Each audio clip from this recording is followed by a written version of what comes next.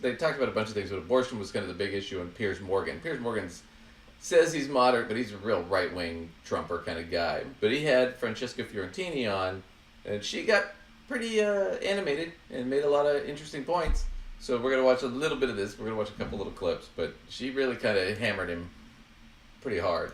And the panel. It's time for you to shut up and listen to the women who are telling you loud and clear, we are dying out here. But then again, you have TDS, so I understand. Because years ago, he was looking for dead people in a crowd, right? To me, I look at that, I say, that's concerning. I mean, sweetheart, if you're sending a guy nudes, it's not demure. I don't mean to be a prude, but it's not demure. Hang on. All right, so that was the sort of the teaser for the show. But I think the others, the other three women that were on this panel, the first two were conservatives. One made the point about TDS, Trump derangement syndrome.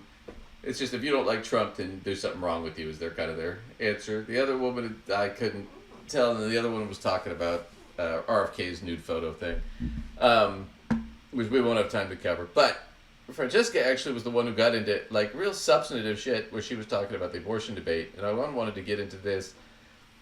She was talking about how women are suffering, women are bleeding out in their cars and stuff, and of course Pierce's response was to show her this clip, and I wanted to get to this clip and then we'll watch another thing. But this clip was Trump talking about how he's the protector of women, and he's here for you ladies. He's going to protect you, and you don't need to think about by grabbing us by the pussy, perhaps. Yeah, he sounds like the evil husband in a Lifetime movie here, like he should be saying this outside your window in the rain. I'm gonna protect you. I'm there for you. It's really creepy shit. Watch this. This is just weird. Yeah, I want to play you a clip of Donald Trump talking about how you protect women. This was at a rally in Pennsylvania on Monday. You will be protected, and I will be your protector. Women.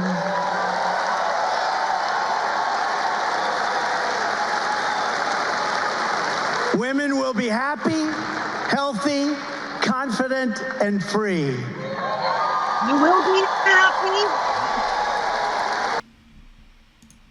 You will be happy. Oh, okay. I'm Dear Canada, I am queer. Please let me in. I promise to be a very good new Canadian. No, you can't leave Lacey. You'll never leave us. Because you're happy? You'll never leave Trump. No.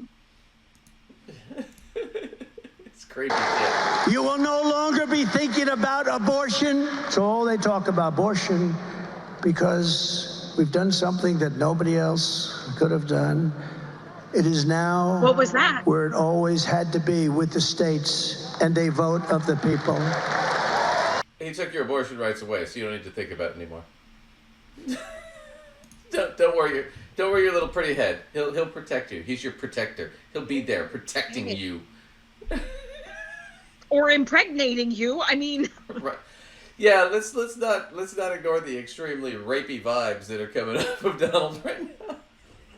I'm not gonna lie, I'm feeling very uncomfortable, and he's really not in the room with me. Yeah, I feel dirty too. It's just creepy. He doesn't want any of your part. Jessica, do you feel that Donald is your big protector? You're looking forward to being protected by him? How much time do you have? Yeah, I like how this is just an ad for like Stepford Wives 2025. You won't be thinking about abortion because we'll do mass lobotomies. Like, no, thank you. Why does this sound like less of a promise and more of a threat, right? Like, and yeah, he's right. He did something no other politician could do. He's increased maternal mortality rate by exorbitant rates. Over in Texas, 56% of pregnant women have been facing mortality rates because the hospitals do not want to treat their very, very treatable conditions. Again, these are people who want to be parents. These are not people who are seeking abortion. But then we talk about those women, let's say in Georgia, who have died because hospital workers, because of the overturning of Roe v. Wade, are too afraid to perform necessary life-saving procedures on women. So yeah, I love this like weird promise, you're not going to be thinking about it anymore. Like for all this like, you know, anti-Haitian rhetoric. He's sure doing weird voodoo mind tricks on all of us. Like, I don't want a protector. Thank you. Least of all you, man who hung out with Jeffrey Epstein and P. Diddy. No thanks. Pass. Hard pass. Emma,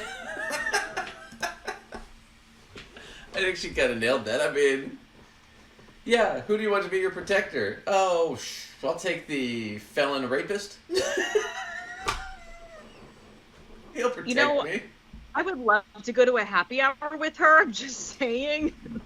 Oh yeah, she's hilarious.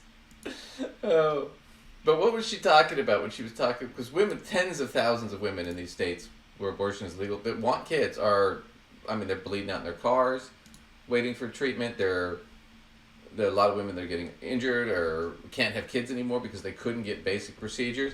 Here was one that recently came out. So Georgia, after 2 years, finally, because 2 years ago they passed the 6-week abortion ban in Georgia. Finally, they got through, and they're starting to do review because they have a 2-year delay. So there's a 2-year delay, so they started to review some of these cases where women were suffering or died. And here was one of they had 2 right away where within a few weeks of this whole law passing, these women died and it was completely preventable. And here's one of them. This woman died as a result of Georgia's abortion ban. Amber Nicole Thurman, an otherwise healthy 28-year-old mother and aspiring nurse, is the first known abortion-related death deemed preventable since the overturning of Roe v. Wade. In the summer of 2022, Thurman made the difficult decision to end her pregnancy using abortion pills. Since she lived in Georgia, where abortion is banned after 6 weeks, Thurman traveled to North Carolina to obtain the pills as abortion was still legal there during her stage of pregnancy. After taking the pills as directed, Thurman experienced a rare complication. The fetal tissue didn't fully expel from her uterus. She was rushed to the hospital where a routine procedure called the dilation and curettage, or D&C, could have resolved her condition by removing the retained fetal tissue. The problem was that Georgia had made performing a D&C a felony, punishable by up to 10 years in prison, so doctors hesitated to perform the procedure. Although Georgia's D&C ban includes an exception to save the life of the mother, doctors waited 20 hours until Thurman was essentially on the brink of death before operating to guarantee that they would be safe from prosecution. By the time they finally performed the surgery, though, it was too late to save her. Thurman's last words to her mother were, "Promise me you'll take care of my son." The story. So, this is just one. We're going to hear more and more of these as they start to review these.